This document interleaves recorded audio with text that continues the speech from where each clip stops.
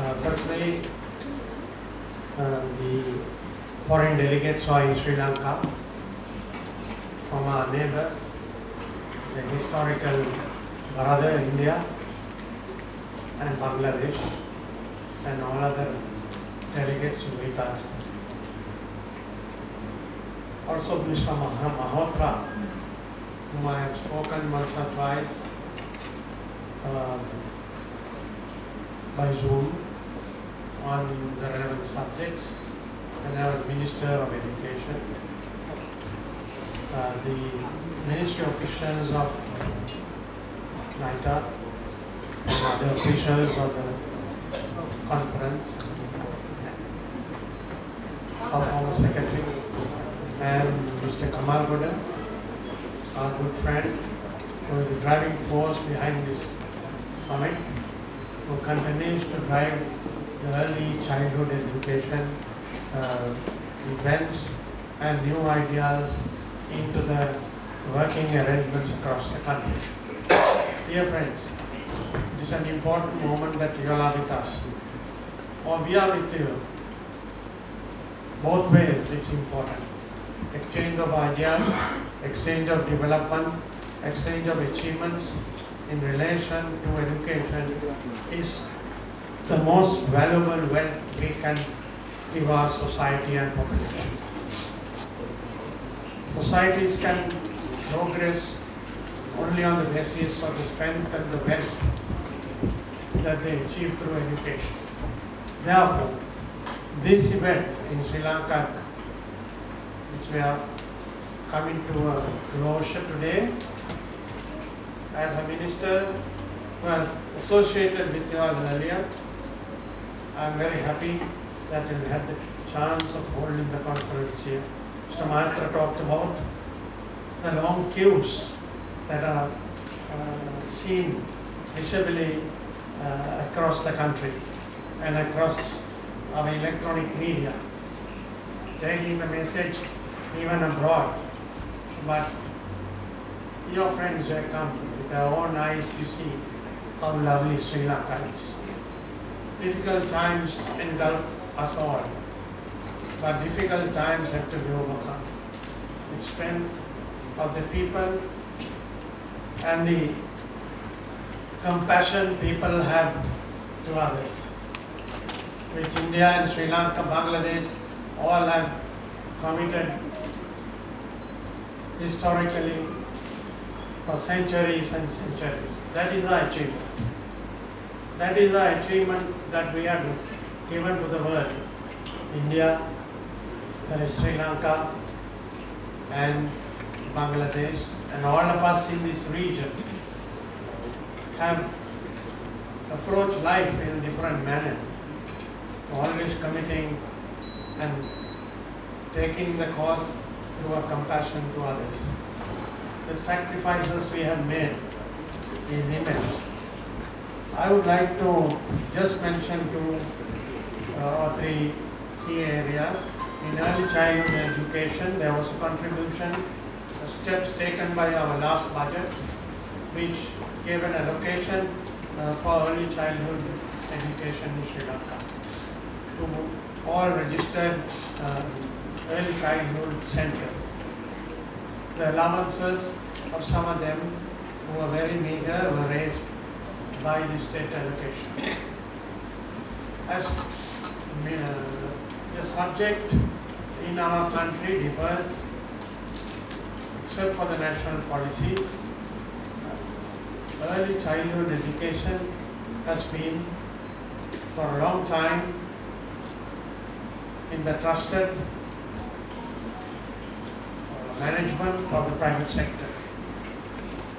Very much contributory, very much exemplary, bringing new ideas into early childhood education. There is also the subject in the legislative side in the hands of the local authorities, municipalities, urban councils and Pradesh Sabhas. In the acts, they have a responsibility in early childhood education, where we are lacking. We are far behind on that. Which has to be given a new impetus and new goals that could be brought in our national goal of achieving the sustainable development goals of the UN that we have all committed. Sri Lanka has been advancing on sustainable development goals. With all their problems, in the last report, Sri Lanka has advanced, which is especially in relation to participation of women in our countries, different political, educational, social and development, both in state and private sector. Now, how can we get a new approach to the early childhood education? Expanded, developed, and delivering what all of us expect, all of us dream of. I mentioned last time, children are the dream and the happiness of any society. The society's future, just like their parents. Parents also wish all what they could get and give for their children. But the certain allocations in the wealth and distribution of income, there are issues that we have to overcome. Therefore, certain amount of interference, both by the private sector and the state sector, is a necessity in this development world. In that aspect, I understand Mr. Mahatra as well as Mr. Patnaik from Bangladesh. I just heard your name. It sounds very familiar because Mr. Patnaik, the Chief Minister of Orissa, and Sri Lanka are very close because Orissa, which is not in Bangladesh, Orissa is where our famous relic in Kandy, the Buddha relic, was brought from Kalinga days. Kalinga was part of the Bharat Desh. Of course, today we are in different countries.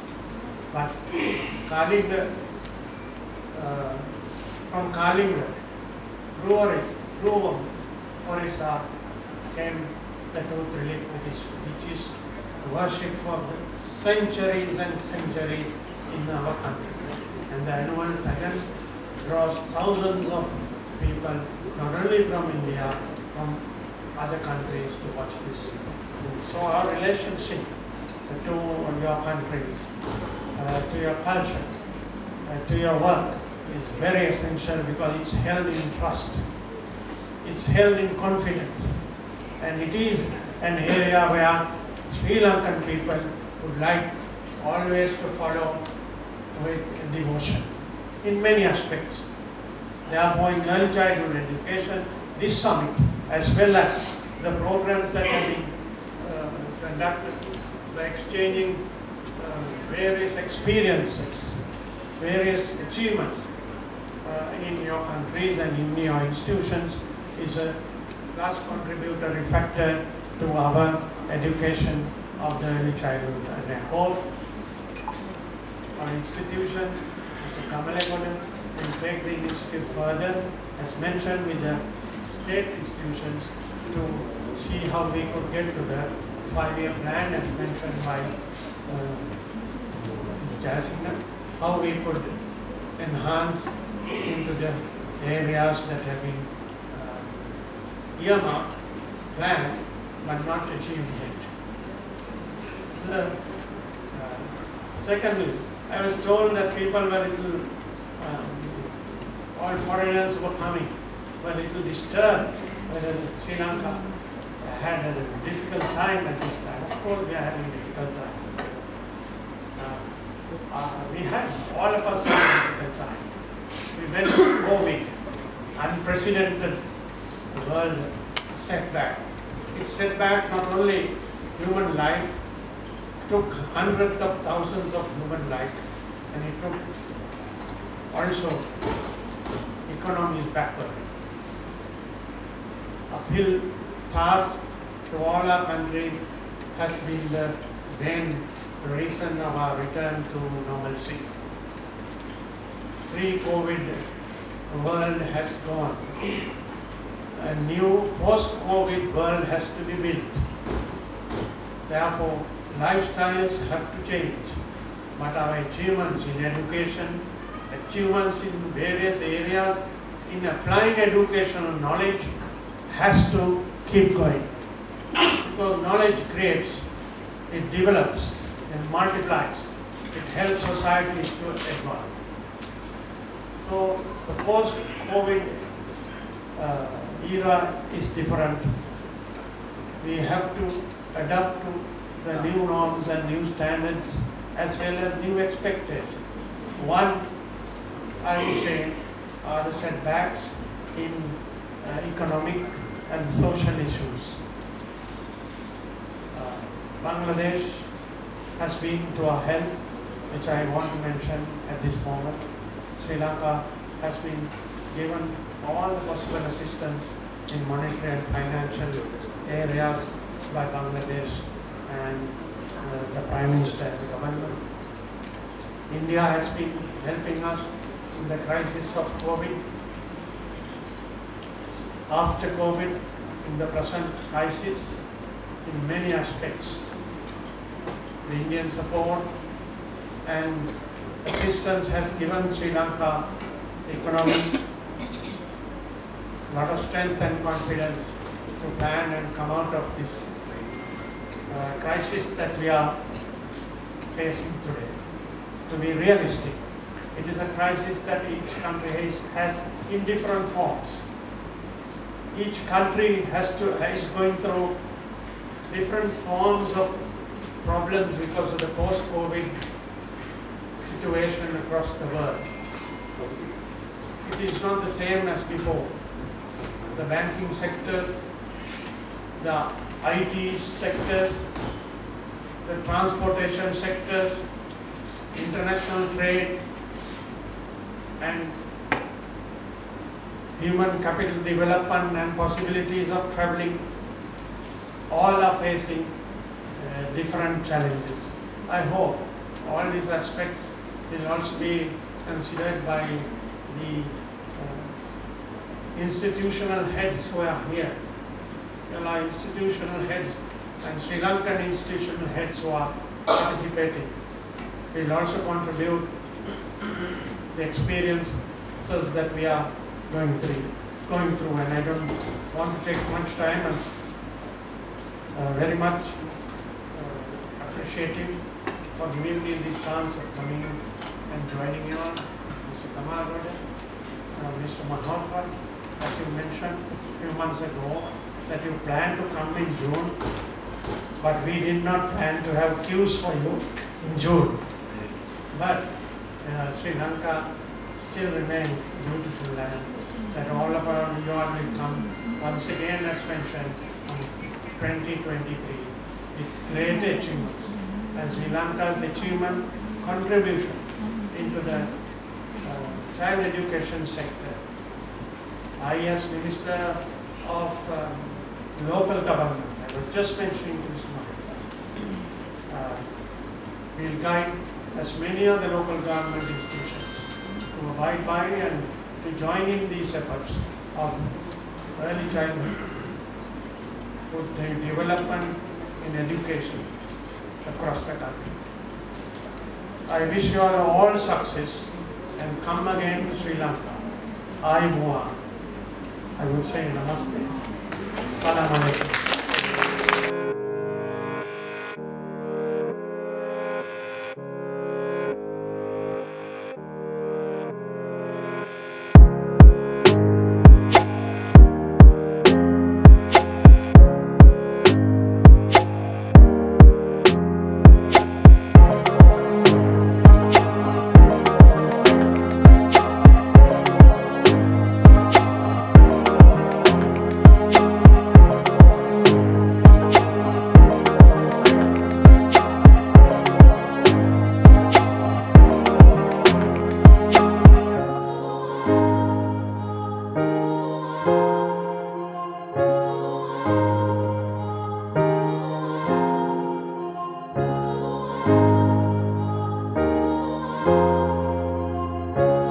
you.